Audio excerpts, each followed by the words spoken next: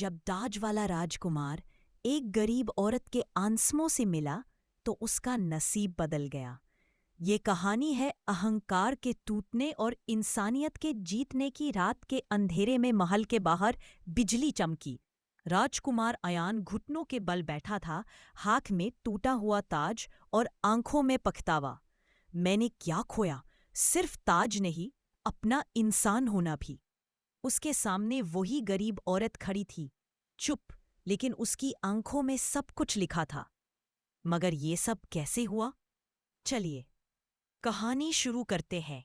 ये बात है पुराने दौर की, जब बादशाह अपनी राया से खुदा के जैसे सलूक करते थे।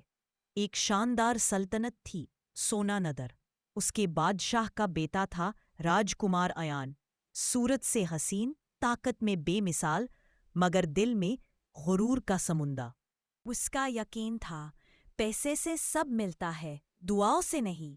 बादशाह अक्सर कहता, बेटा, दया से ताकत बनती है, गुरूर से बर्बादी। पर आयान मुस्कुराता, हुजूर, दुनिया सिर्फ झुकती है ताकत के आगे। उससे क्या पता था किस्मत झुकती है दया के आगे। एक दिन महल के दरवाजे पर एक थकी हुई औरत आई।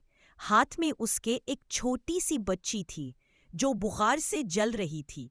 औरत रोकर बोली, हुजूर, जरा दवाई के पैसे दे दीजिए, मेरी बेटी मर जाएगी। राजकुमार में सुने बिना सिक्कों की थैली उछाली, जब तक ताकत नहीं दुआ का क्या फायदा। औरत चुप रही, मगर उसकी आंखों में दर्द था। उसने कहा, बेटा, अल्लाह सब देखता है। जब तकदीर सिक्का बनकर वापस घूमे तब समझ आएगा दया क्या होती है। आयान हंसकर चला गया, लेकिन अगले दिन उसका ताज महल की दीवार से गायब था। बादशाह ने ताज के गायब होने पर गुस्से से कहा, जब तक तुम किसी का दर्द महसूस करना नहीं सीखते, तुम इस ताज के लायक नहीं।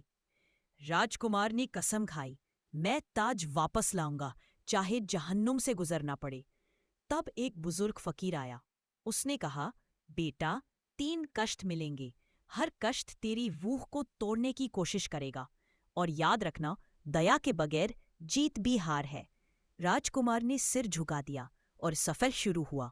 राजकुमार घोड़े पर सवार हुआ।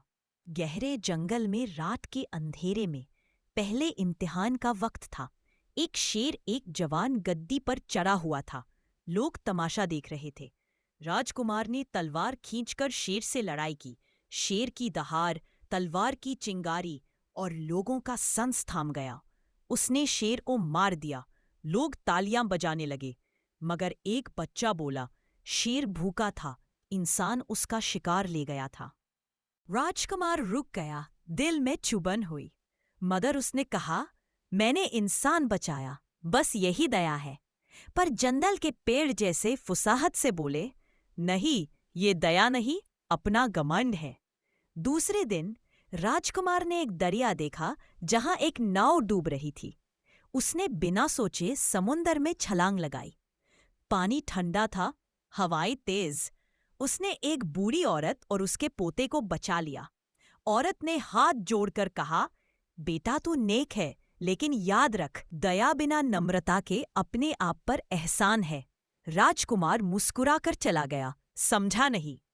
मगर पानी में उसका ताज का छोटा टुकड़ा तैरता हुआ दिख गया, जैसे किस्मत ने कुछ कहना हो। तीसरा इम्तिहान एक पुरानी गुफा में था। अंधेरा, खौफनाक हवाएं और दीवारों पर पुरानी लाशें। अचानक दरवाजा बंद हो गया। अयान ने देखा, दीवार पर लिखा था, सिर्फ जो रोशनी बांटे वही रास्ता पाता है। उसने अपनी मशाल तोड़कर छोटी लाव से 3 दिए जलाए, हर कोने में रखे। अंधेरा मिटा और निकालने का रास्ता दिख गया। उसके दिल में पहली बार शुक्रिया के जज्बात आए। शायद दया रोशनी ही है, उसने धीरे से कहा। बाहर एक फकीर खड़ा था।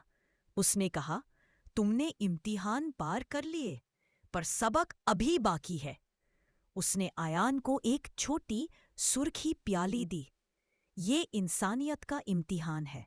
जब तुझे सब कुछ वापस मिले, तब भी अगर तू इस प्याली को किसी और के लिए खाली करे, तभी ताज तेरा होगा। राजकुमार ने वादा किया, मैं अपनी खुशी सब में बांटूंगा। मगर किस्मत मुस्कुराई क्योंकि सबक अभी अधूरा था। राजमहल लौटते ही देखा ताज वापस सिंहासन पर चमक रहा है। बादशाह बोला, बेटा, लगता है तू बदल गया। अयान के मन में लालच जागी और उसने प्याली अपने पास रख ली।